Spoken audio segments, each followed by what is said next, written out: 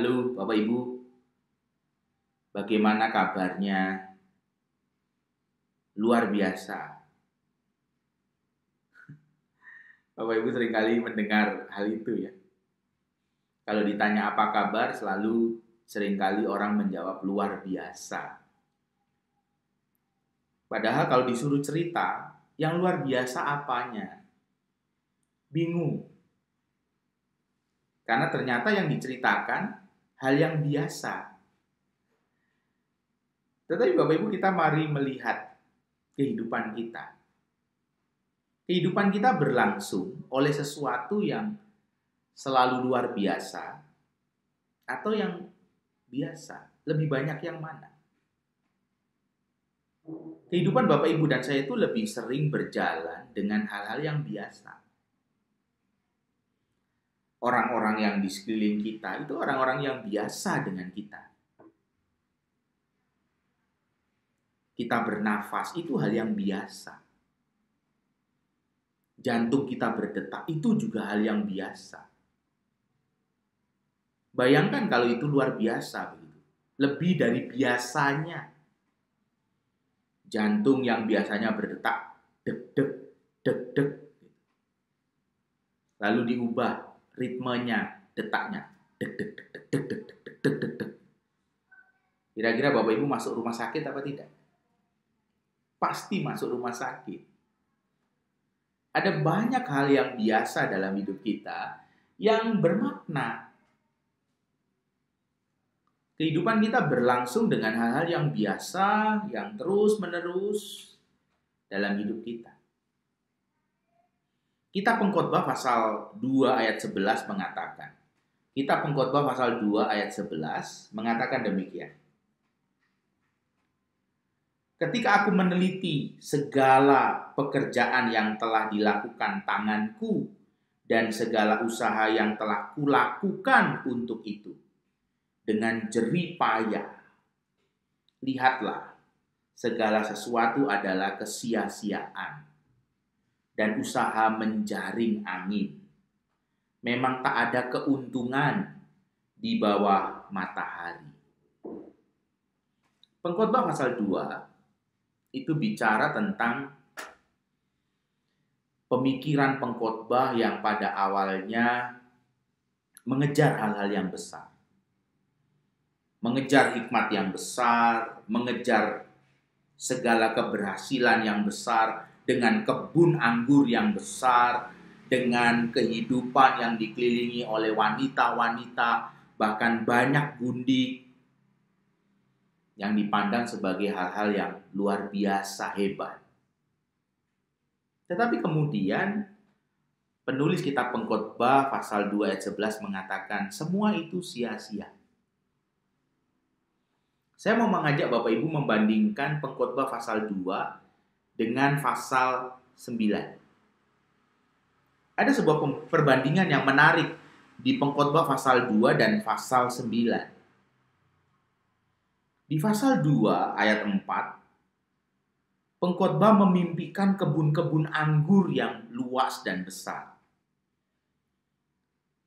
Pengkhotbah 2 ayat 4. Tetapi di pengkhotbah 9 ayat 7, pengkhotbah berkata, merasa cukup dengan segelas anggur dengan hati yang senang. Di Pengkhotbah 2 ayat 8 dikatakan bahwa pengkhotbah mengejar kehidupan yang dikelilingi oleh banyak wanita dan punya banyak gundik.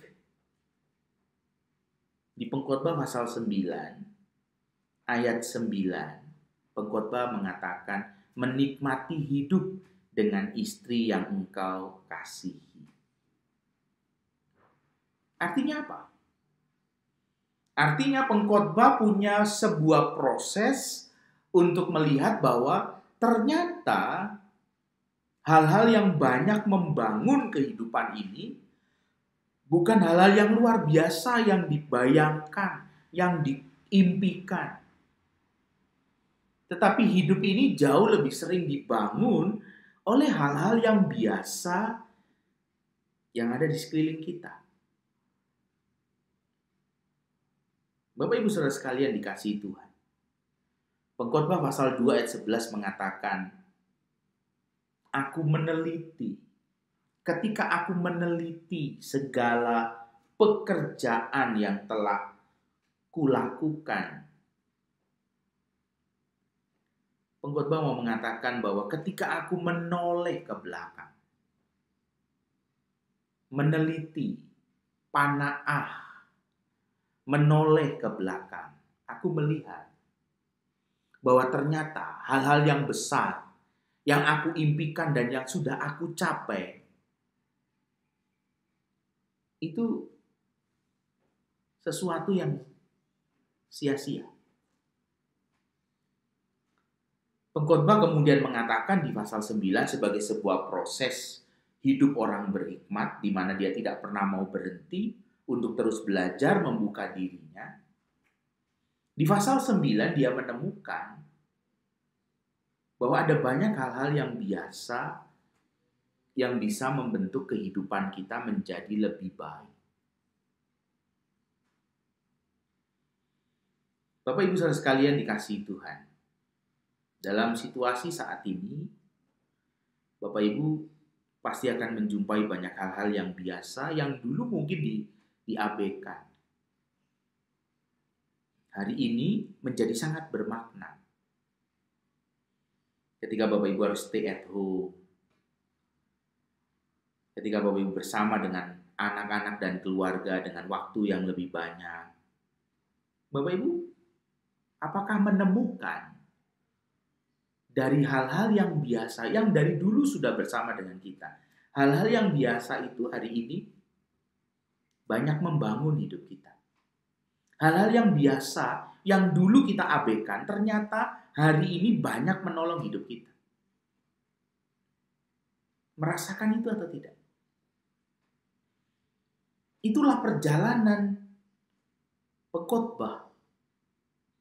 Kita pengkhotbah mau menggambarkan ternyata yang dulu, dari dulu bahkan, hal-hal yang biasa ada di sekelilingnya, itu justru menjadi hal-hal yang menguatkan. Hal-hal yang gak pernah berhenti, hal-hal yang selalu memampukan perjalanan hidup ini jauh lebih baik dan lebih baik lagi. Tuhan hadir bukan dalam hal-hal yang luar biasa. Tuhan juga hadir dalam hal-hal yang biasa. Jangan meluar biasakan Tuhan dalam hidup ini. Kehidupan beriman bukan meluar biasakan Tuhan, tetapi membiasakan diri hari demi hari, membiasakan diri dengan Tuhan. Tuhan memang luar biasa. Dari dulu Tuhan itu luar biasa. Dan kita tidak perlu meluar biasakan lagi.